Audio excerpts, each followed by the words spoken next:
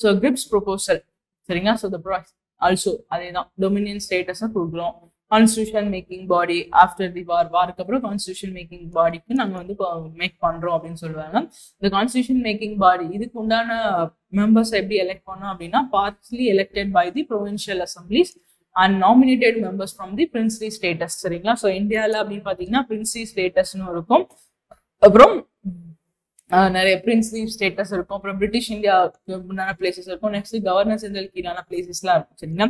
So அதில் இந்த constitution பாடிக்கு எப்படி வந்து மெம்பர் செலக்ட் பண்ணும் அப்படின்னா, இப்போ பிரின்ஸ்லி ஸ்டேட்னா கிங் வந்து ஜஸ்ட் ரேண்டமா நாமினேட் பண்றவர் போகலாம் சரிங்களா. ஆனா இந்த மாதிரி ப்ரொவின்ஷியல் அசம்பிளிஸ் அப்படின்னு பாத்தீங்கன்னா பிரிட்டிஷ் இந்தியாவுல இருக்குன்னா எலெக்ட் பண்ணி எலெக்ஷன் வச்சு அதுல பீப்புள் ஓட்டு போட்ட மக்கள் அந்த பீப்புள் தான் வந்துட்டு இந்த கான்ஸ்டியூஷன் பாடிக்கு வந்து அப்பாயிண்ட் பண்ணப்படணும். அதுதான் வந்து this is elected and this is nominated சரியா. நாமினேட்னா ஜஸ்ட் கிங் வந்து ரேண்டமா வந்து அனௌன்ஸ் பண்ணுவார், நான் வந்து இந்த இவ்வளோ மெம்பர்ஸ் வந்து நான் வந்து கான்ஸ்டியூஷன் பாடிக்கு நாங்கள் மெம்பர்ஸாக வந்து கொடுக்குறோம் அப்படின்றத நாமினேட்டட். பட் எலெக்டன்றது ப்ராப்பரா எலெக்ஷன் கண்டக்ட் பண்ணி பீப்புள் ஓட்டு போட்டு அண்ட் தென் அங்க இருக்கிற ரெப்ரஸன்டேட்டிவ்ஸ்லாம் வந்து சில ரெப்ரஸன்டேட்டிவ்ஸ்லாம் எலெக்ட் பண்ணி and then key members of a constitution making body so அப்படின்றத சொல்லிடுவாங்க.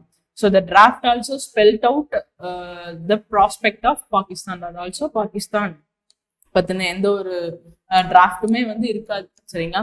So it said that any provinces that was not prepared to accept the new constitution would have a right to enter into separate agreement with Britain regarding its future status. இப்போ இந்த proposal சொல்லிப்போம்ல, so அதை இப்போ if anything ஏதாவது provinces வந்து இதை வந்து accept பண்ணிக்கல அப்படின்னா நீங்களே வந்து தனி நாடா இருந்துக்கலாம், இல்லைன்னா நீங்க விருப்பப்பட்ட நாடுகளோட வந்து நீங்க வந்து சேர்ந்துக்கலாம் அப்படின்னு சொல்லிட்டு ஒரு சாய்ஸஸ் வந்து கொடுக்குறாங்க. அதுதான் that was not prepared to accept the new constitution பண்ணல அப்படின்னா would have a rights எதுக்கு to enter into a separate agreement தனியாகவும் இருந்துக்கலாம் with Britain regarding its future status பொறுத்து சரிங்களா. ஸோ the நேரு இதெல்லாம் படிச்சு நேரு என்ன சொல்றாரு, when I read this proposal for the first time I was profoundly depressed. ரொம்பவே வந்து டிப்ரெஸ் ஆயிட்டேன், ஏன்னா இது வந்து பார்ட்டிஷனுக்கான ஒரு வழி அப்படின்னு சொல்லிட்டு அவர் வந்து ரொம்பவே டிப்ரெஷன் ஆயிட்டார்.